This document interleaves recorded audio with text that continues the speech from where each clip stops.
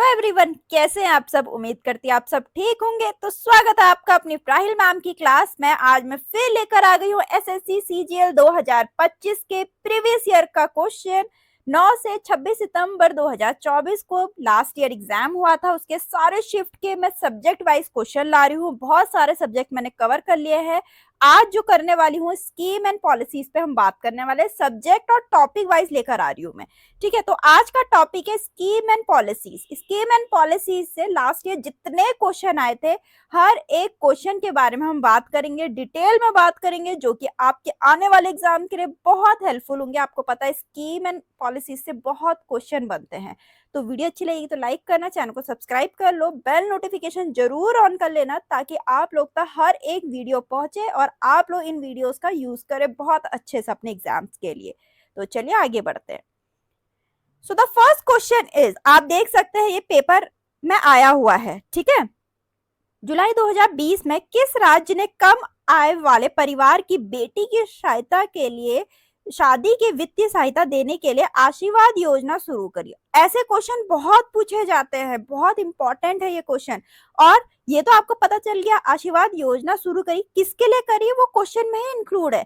कम आय वाले परिवार की बेटी की शादी के वित्तीय सहायता देने के लिए। लेकिन क्वेश्चन पूछ रखा है किस राज्य ने, पंजाब ने। ठीक है, नेक्स्ट क्वेश्चन है, राष्ट्रीय युवा नीति 2014 युवाओं को डैश और डैश वर्ष की आयु के बीच आबादी के रूप में परिभाषित करती है। कितने से कितने आयु, ये क्वेश्चन पूछ रखा है। 15 और 29। ठीक है, युवाओं को 15 और 29 वर्ष की आयु के बीच की आबादी के रूप में परिभाषित करती है। भारत सरकार ने देश में युवाओं के सशक्तिकरण और विकास को सुगम बनाने के लिए 21 फरवरी 2014 को राष्ट्रीय युवा नीति 2014 शुरू करी। यह 15 से 29 वर्ष आयु वाले युवाओं की आवश्यकताओं को पूरा करता है, जो जनसंख्या का 27.5% है। ये भी पूछ सकते हैं जनसंख्या का कितना प्रतिशत है ये वाले युवाओं। ठीक है, 15 से 29। नेक्स्ट क्वेश्चन है, डिजिटल इंडिया मिशन किस वर्ष शुरू किया गया था? 2015 में।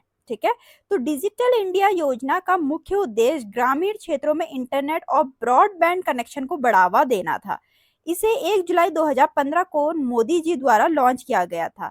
यह पहल 3 मुख्य स्तंभों पर आधारित है। प्रत्येक नागरिक के लिए एक उपयोगिता के रूप में डिजिटल अवसंरचना, मांग पे शासन और सेवाएं, नागरिकों का डिजिटीकरण, सशक्तिकरण। ठीक है, तो एक और इम्पॉर्टेंट अपडेट देती हूँ, जिसने टेलीग्राम चैनल नहीं ज्वाइन किया ज्वाइन कर लो। जितने भी न्यू स्टूडेंट है टेलीग्राम चैनल जरूर ज्वाइन कर लो, उसमें बहुत इंपॉर्टेंट अपडेट्स मिलती हैं, प्लस उसमें हर एक वीडियो की पीडीएफ्स मिलती हैं। ठीक है, तो जल्दी से जाके ज्वाइन कर लो।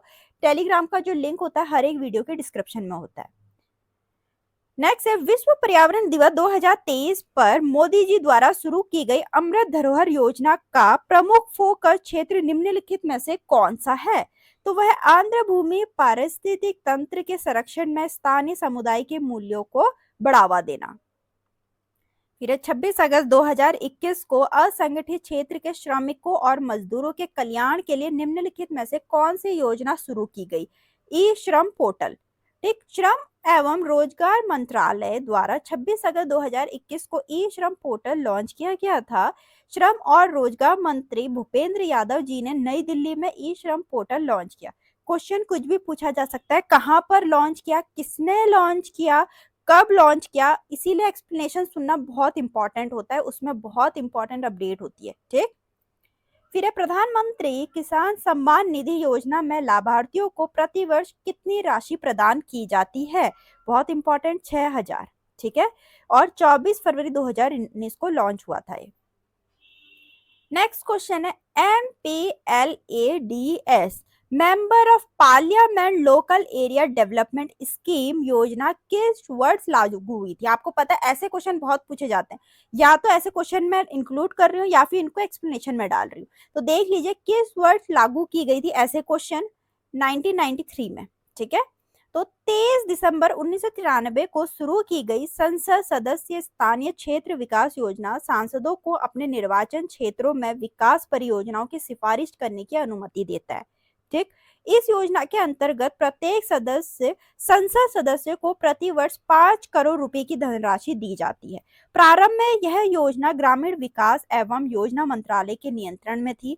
अक्टूबर 1994 में इस योजना को सांख्यिकी एवं कार्यक्रम कार्यान्वयन मंत्रालय को हस्ताक्षर कर दिया गया।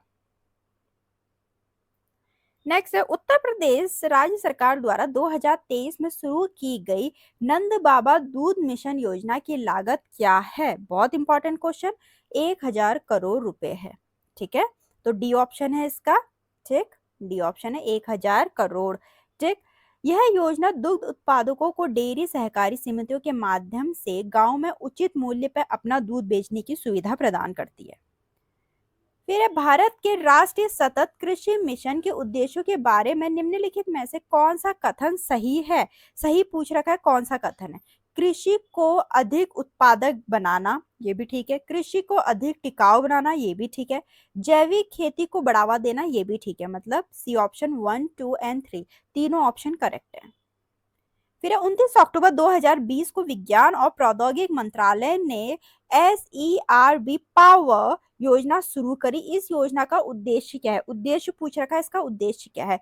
विभिन्न शैक्षणिक कार्यक्रमों और प्रयोगशालाओं में विज्ञान और इंजीनियरिंग अनुसंधान निधि में लैंगिक असमानता को कम करना। ठीक है। फिर गरीबी रेखा से नीचे के लोगों को स्वास्थ्य बीमा प्रदान करने के लिए राष्ट्रीय स्वास्थ्य बीमा योजना कब शुरू की गई थी? 2008 में। ठीक है, राष्ट्रीय स्वास्थ्य बीमा योजना श्रम एवं रोजगार मंत्रालय द्वारा वर्ष 2008 में शुरू की गई थी।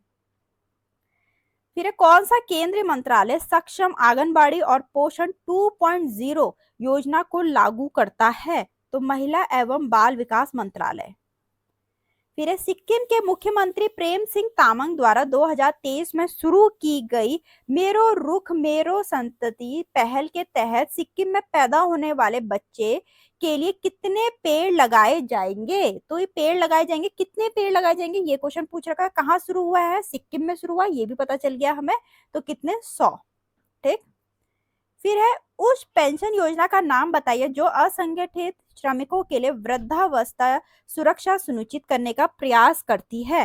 तो प्रधानमंत्री श्रम योगी मानधन, यह है नाम इसका। यह असंगठित क्षेत्र के श्रमिकों जैसे रेड़ी पटरी वाले, धोबी, मोची, ईंट भट्टे, रिक्शा चालक, कृषि श्रमिक, निर्माण श्रमिक आदि के लिए स्वैच्छिक और अंशदायी पेंशन योजना है, जिसकी प्रवेश आयु 18 से 40 वर्ष के बीच होगी, जिसकी मासिक आय 15,000 रुपए या उससे कम है। इसकी शुरुआत 15 फरवरी 2019 को शुरू हुई थी। ठीक, क्वेश्चन ये भी पूछा जा सकता है कितनी मासिक आय होनी चाहिए या उससे कम होनी चाहिए? 15,000। ठीक है। फिर निम्नलिखित में से किस मंत्रालय ने PM दक्ष योजना शुरू की? तो वो की सामाजिक न्याय और अधिकारिता मंत्रालय ने। प्रधानमंत्री दक्ष योजना के तहत प्रति प्रशिक्षु 3,000 रुपए का वेतन प्रदान किया जाता है। फिर किस राज्य के मुख्यमंत्री ने 2022 में कौशल्या मातृत्व योजना शुरू की, जो सुरक्षित मातृत्व के लिए दूसरी लड़की को जन्म देने वाली महिलाओं को 5,000 की वित्तीय सहायता प्रदान करती है? राज्य का नाम पूछ रखा है, छत्तीसगढ़ ने। ठीक है। फिर है, राष्ट्रीय कैरियर सेवा और माइक्रोसॉफ्ट इंडिया द्वारा डिजिटल कौशल के माध्यम से रोजगार के लिए संयुक्त डिजिटल कौशल पहल कौन सी है? तो वो कौन सी है? डी सक्षम। ठीक है। तो यह सितंबर 2021 में केंद्रीय श्रम और रोजगार मंत्री भूपेंद्र यादव के सहयोग से माइक्रोसॉफ्ट द्वारा शुरू किया गया था। एक कौशल प्रशिक्षण कार्यक्रम है। यह युवाओं की रोजगार क्षमता बढ़ाने के लिए एक डिजिटल कौशल कार्यक्रम है। फिर अगस्त 2021 में शुरू की गई PM उज्ज्वला 2.0 योजना का उद्देश्य क्या है? तो लाभार्थियों को 1 करोड़ LPG कनेक्शन प्रदान किए जाएंगे। ठीक, प्रधानमंत्री नरेंद्र मोदी ने 10 अगस्त 2021 को उत्तर प्रदेश के महोबा में उज्ज्वला 2.0 की शुरुआत करी। प्रधानमंत्री उज्ज्वला 1.0 का शुभारंभ भारत के प्रधानमंत्री नरेंद्र मोदी ने 1 मई 2016 को किया था। अगर 2.0 का क्वेश्चन पूछ रखा है तो 1.0 का भी पूछ सकते हैं कि कब शुरू हुआ था? 2016 में। फिर हिमाचल प्रदेश द्वारा स्वीकृत मुख्यमंत्री सुख आश्रय योजना के किस वर्ग के लोग इसका बेनिफिट उठा सकते हैं? ये पूछ रखा है, बहुत इंपॉर्टेंट क्वेश्चन है। तो ये उठा सकते हैं अनाथ, विशेष रूप से सक्षम बच्चे, निराश्रित महिलाएं और वरिष्ठ नागरिक। इस योजना के तहत 0 से 14 वर्ष के बच्चों के लिए 1,000 रुपए या तथा 14 से 18 वर्ष के अनाथ बच्चे और एकल महिलाओं के लिए 2,500 रुपए का मासिक आवर्ती खाता उपलब्ध कराया जाएगा। अनाथ बच्चों को 27 वर्ष की आयु पूरे होने तक 4,000 रुपए प्रति माह की वित्तीय सहायता दी जाएगी। फिर प्रधानमंत्री ग्रामीण आवास योजना में इकाई सहायता की लागत मैदानी क्षेत्रों में डैश के अनुपात में केंद्र और राज्य सरकारों के बीच साझा करती है। अनुपात पूछ रखा है, कितना अनुपात? ठीक है, 7:40। ठीक, यह योजना ग्रामीण विकास मंत्रालय द्वारा शुरू की गई थी। इकाई सहायता की लागत मैदानी क्षेत्रों में केंद्र और राज्य सरकारों के बीच 60:40 के अनुपात में तथा पूर्वोत्तर एवं पहाड़ी राज्यों के लिए 90:10 के अनुपात में साझा की जाती है। प्रधानमंत्री ग्रामीण आवास योजना के अंतर्गत निर्मित आवास इकाई परिवार की महिला के नाम पे होनी चाहिए। इसे पहले इंदिरा आवास योजना के नाम से भी जाना जाता था, जिसे 1985 में शुरू किया गया था। पूछ सकते हैं इसका पहला नाम क्या था और कब शुरू हुआ था। फिर मेटा और महिला मंत्रालय द्वारा नए भारत के सपने अभियान किस वर्ष शुरू किया गया था? बहुत इंपॉर्टेंट, 2023 को। ठीक, मेटा और केंद्र महिला एवं बाल विकास मंत्री श्रीमती स्मृति जुबिन ईरानी ने नए भारत के सपने अभियान का शुभारंभ किया। अभियान का उद्देश्य 16 से 18 वर्ष की आयु युवाओं को इंस्टाग्राम, फेसबुक पर रील बनाने के लिए आमंत्रित करके युवा भारत की आकांक्षाओं को प्रदर्शित करता है। मेटा बोला है तो मेटा तो आपको पता है फेसबुक से ही रिलेटेड है, तो ऐसा भी पूछा जा सकता है कि इसका उद्देश्य क्या है, तो उद्देश्य जाना भी बहुत जरूरी है।